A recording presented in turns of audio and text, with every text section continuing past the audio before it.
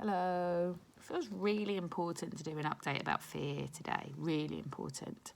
The reason it kind of, obviously I've been thinking about it for a couple of days, but the reason I really thought about it today was I went and dropped off my little one at nursery, and the food bank that is usually absolutely overflowing with food and gifts and donations was empty.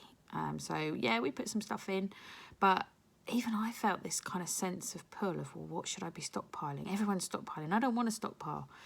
And this huge, enormous fear and anxiety over what do we do if we don't stockpile, and where's money going to come from, and what are we doing with this virus? Where's it coming from? What's happening to the schools and the workplaces? And, you know, the decisions that we've made, are they standing us in good stead for the future? Because, you know, are we self-employed? Are we working for the NHS? Are we working as carers? And just an enormous amount of fear.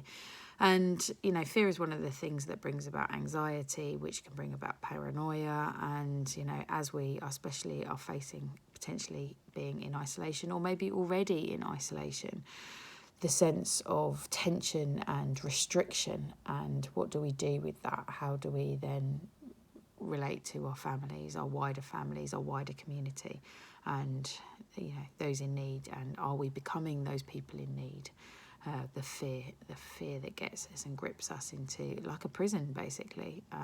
And I was thinking about that in relation to kindness and the sense of that be kind. And there's a lot of people that have been really successfully tying in the be kind movement and the fear that we're experiencing with the coronavirus. And just the difference of how you feel when you're kind.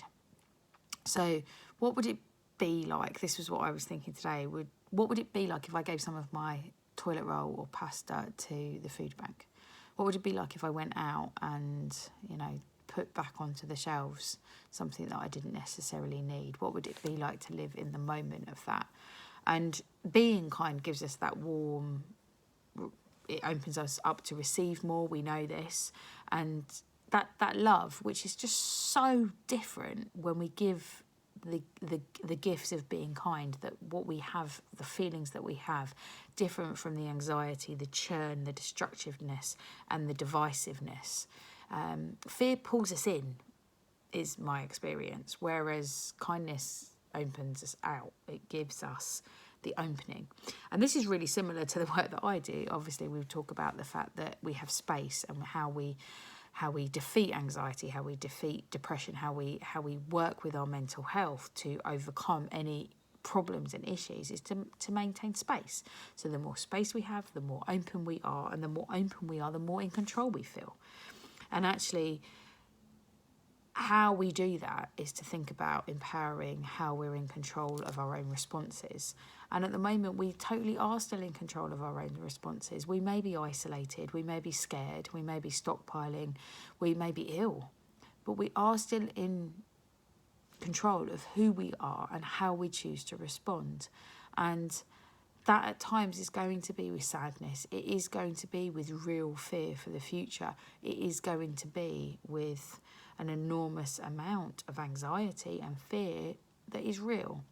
However, recognising that and being real with that allows us a space to open up in our hearts, more space to be able to give, more space for radical self-love for ourselves, for our family, for those around us.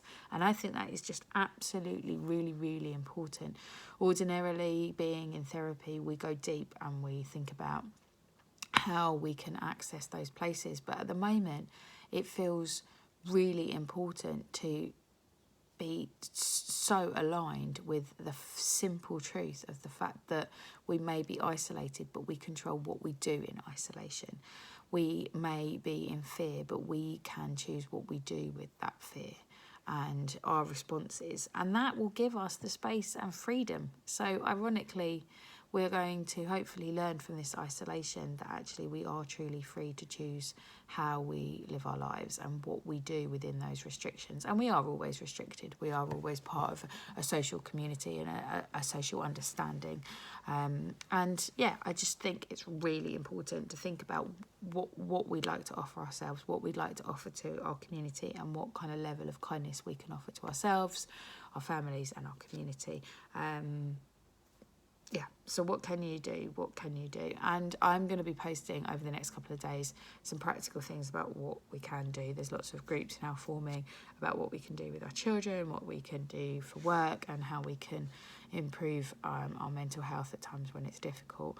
I urge you to get in touch if there's some deep work that you'd like to do, and if you need any support, wherever you're at, I'd love to support you, and I'd love to do some work if you're committed to that work.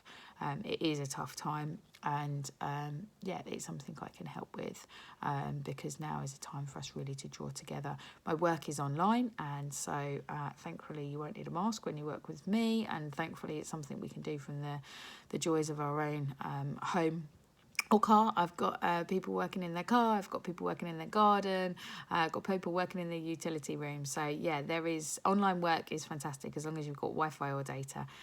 We will not be interrupted. It's encrypted, and it is confidential as long as the space that you're in is confidential. I can also work around children as well, so if people have their children around, as long as you feel free and able to speak, which can be difficult with little ones, but it is possible. Anything is possible. Impossible is nothing is one of my wonderful lines that I got from one of my wonderful photographs that you can see on Facebook. So follow me on Facebook.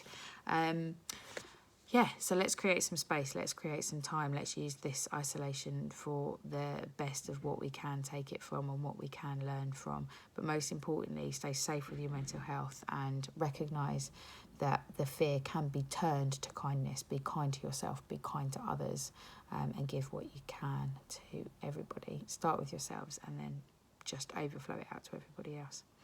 Okay, so I'm going to wish you lots of love, and I'm going to be back in touch really soon, and take care for now. All right, bye.